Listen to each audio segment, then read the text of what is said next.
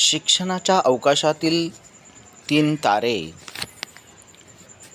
DGP दिल्लीचे संजय कुमार, सेवानिवृत्त उपसंचालक शिंदेसाहेब व सध्याचे शिक्षण संचालक माध्यमिक उच्च माध्यमिक महाराष्ट्र राज्य योजना विभाग शिक्षक संचालनालय महाराष्ट्र राज्य परीक्षा परिषदेचे अध्यक्ष माननीय महेश पालकर साहेब यांची जिल्हा परिषद प्राथमिक शाळा वडगावली तालुका कराड या शाळेस 11 तारखेला जी भेट झाली, या सदिच्छा भेटीच्या वेळेला या त्रिमूर्तींच्या पदस्पर्श या शाळेला झाला आणि मार्गदर्शनही मिळालं.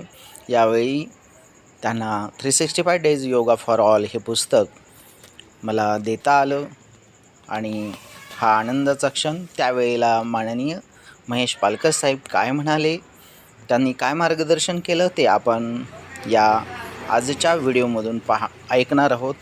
तर चला ऐकूया शिक्षण संचालक महेश पालकर साहेब काय म्हणाले. ते सर्वांनाच मार्गदर्शनपर आहे. ज्यांनी शिक्षण क्षेत्रामध्ये आपलं आयुष्य अत्यंत चळवळीनं घालवलं आणि म्हणून त्यांना राष्ट्रपती पुरस्कार प्राप्त झाला आणि तेच या गावची धुरा सांभाळत आहेत. तुमचे सरपंच महोदय, माझ्यासमोर उपस्थित असणारे संजय कुमार साहेब, सेवानिवृत्त पोलीस महासंचालक दिल्ली, त्याचबरोबर शिंदे सर, सेवानिवृत्त सहसंचालक उच्च माध्यमिक, तुमच्या या गावचे सुपुत्र त्यांचे पुत्र संजय सर, माझे दुसरे मित्र जे आणि मी एकत्रित 3 वर्ष या काही राहिलेलं आहे आणि एका परिसरामध्ये काम केले असे राजेंद्र कुंभार सर, यांच्या तालुक्यामध्ये सुरुवातीला सेवेला लागलो असे काळे सर, या शाळेचे मुख्याध्यापक, आपण सर्व शिक्षक बंधू भगिनी, शाळा व्यवस्थापन समितीचे सर्व सदस्य. पूर्वीच्या काळामध्ये आणि आताच्या काळामध्ये फरक आहे. पूर्वीच्या काळामध्ये तुझी शेतजमीन किती आहे यावर त्या गावातल्या घराचं मोठेपण मोजलं जातं. परंतु आता तुमची मुलं काय करतायत, मुलं कुठं आहेत आणि मुलं कशी आहेत यावरून त्या गावातल्या घराचं मोठेपण किंवा त्या गावातल्या घराचं स्टेटस पाहिलं जातं. आणि म्हणून सगळ्यात महत्त्वाची गोष्ट आहे म्हणजे शिक्षण. आणि शिक्षणाशिवाय दुसरा कुठलाही तरुणोपाय नाही आहे, कुठलंही परिवर्तनाचं साधन नाही.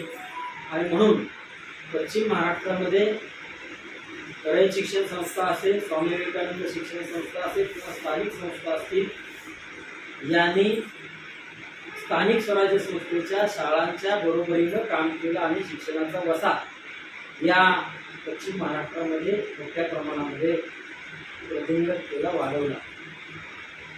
जिल्हा परिषदच्या माध्यमातून आपण या गावामधल्या शाळाचा विकास आणि गावचा विकास या बाबतीमध्ये जर विचार केला तर खऱ्या अर्थानं विद्यार्थ्याचं प्राथमिक शिक्षणाचा जर पाया जर अत्यंत उत्तम रीतीनं भरला गेला असेल तर त्याची उच्च शिक्षणाची जी काही इमारत असेल ती उच्च शिक्षणाची इमारत म्हणजे कळस अत्यंत चांगल्या प्रकारे उभा करता येऊ शकतो. जर विद्यार्थ्याला चांगल्या प्रकारचं वाचन करता येत असेल, चांगल्या प्रकारचं लेखन करता येत असेल, गणिती क्रिया करता येत असतील तर त्या विद्यार्थ्याला शिकण्याची गोडी प्राप्त होते. आणि एकदा का शिकण्याची गोडी प्राप्त झाली की त्या विद्यार्थ्याला शिकवण्याची नाही तर केवळ मार्गदर्शनाची आवश्यकता असते किंवा मार्गदर्शन करावं लागतं. आणि जर आपण या शाळेच्या माध्यमातून विद्यार्थ्यांचा जर भक्कम असा पाया बनवू शकलो तर विद्यार्थ्याला जो आपला ज्ञानरचनावाद आपण सांगतो त्या ज्ञानरचनावादाच्या माध्यमातून केवळ पुशअप करण्याची आवश्यकता आहे. पुशअप आपण जर केलं तर विद्यार्थी स्वयंप्रेरणेनं शिकू शकतो. आणि तेच काम तुम्ही आणि आम्ही करणं अपेक्षित आहे. तुम्ही सांगितलं या ठिकाणी शिष्यवृत्ती असेल, नवोदय परीक्षा असेल, सैनिक स्कूलची परीक्षा असेल, या ज्या काही स्पर्धा परीक्षा असतील किंवा नंतर खाजगी परीक्षा या माध्यमातून विद्यार्थी विकासासाठी मोठ्या प्रमाणावर प्रयत्न केले जातात। मी या जिल्ह्यामध्ये 2005 ते 2013 या दरम्यान शिक्षणाधिकारी होतो। 2008 ते 2013 मध्ये प्राथमिक शिक्षणाधिकारी होतो आणि त्या काळामध्ये सुद्धा आमचा सगळ्यात जास्त फोकस होता तो म्हणजे विद्यार्थ्यांच्या गुणवत्तेसाठी विशेषतः शिष्यवृत्ती परीक्षा, एमटेस परीक्षा, नवोदय परीक्षा यामध्ये आपले विद्यार्थी समर्थले पाहिजे। मित्रो,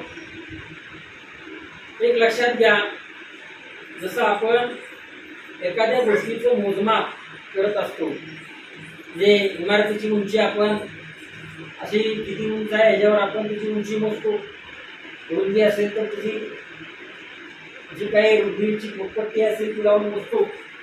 परंतु शिक्षणामध्ये शाळेची गुणवत्ता मोजण्याची फुटपट्टी म्हणजे तुमचे विद्यार्थी किती बाह्य परीक्षांमध्ये यशस्वी झाले। बघा, 1ली ते 8वी मधल्या विद्यार्थ्यांमध्ये कुठलीही सार्वजनिक परीक्षा नाही आहे का? जसं 10वीच्या परीक्षेचा निकाल बोर्डाचा लागतो, 100% लागला की आम्ही खुश, तसं काही तर मोजपट्टी नाही आहे। पालक काय म्हणतो, 1ली ते 8वी मधल्या विद्यार्थ्याच्या बाबतीमध्ये आमचे गुरुजी शिकवतात, आमचे गुरुजीच पेपर काढतात, गुरुजीच तपासतात आणि गुरुजीच निकाल लावून सांगतात। बरोबर आहे? गुरुजीने 95 दिले आणि 100 दिले तर तो पालक म्हणतो की माझ्या पोराला वाचायला येत असलं तर ते 95 खरं, लिहायला येत असले तर 95 खरं। मग आपली फुटपट्टी काय आहे मोजमापाची गुणवत्तेची?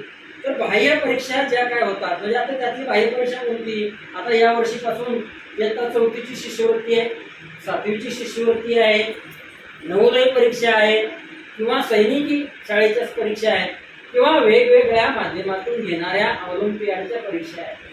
यामध्ये आपले विद्यार्थी किती यशस्वी ठरतात, किती यशस्वी होत आहेत यावरून तुमच्या शाळेची गुणवत्ता मोजली जाते। पालक या सगळ्या मेजरमेंट वापरतो आणि मग ठरवतो की माझा मुलगा इथं ठेवायचा आहे का आणखी कुठल्या शाळेत ठेवायचा आहे। जर आपण या सगळ्या मेजरमेंटमध्ये जर यशस्वी ठरलो तर आपल्यावरचा पालकाचा जो विश्वास आहे तो वृद्धिंगत होतो। आणि जे मगाशी सरपंच साहेबांनी सांगितलं की आम्ही शाळेत फक्त जर सरांनी बोलवलं तरच येतो, अन्यथा डिस्टर्ब करत नाही, याचा अर्थ तुम्ही गावचा पूर्णपणे विश्वास संपादित केलेला आहे।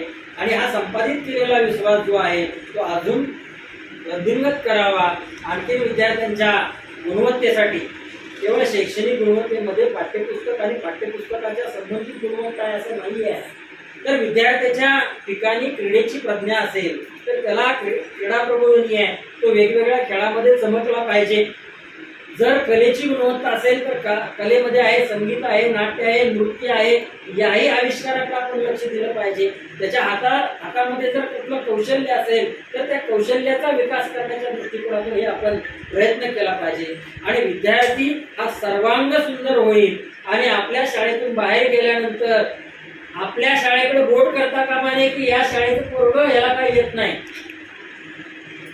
याला काही समजत नाही, तर ती आपली नामुष्की येऊ नये या दृष्टिकोनातून आपण सगळ्यांनी परिपूर्णरित्या आपल्या शाळेतून जाणारा विद्यार्थी घडेल या दृष्टिकोनातून आपण सर्वजण प्रयत्न नाही आणखीन प्रयत्न करावेत। आणि आपल्या शाळेला भविष्यामध्ये आता तुमची शाळा आदर्श शाळेमध्ये आलेली आहे,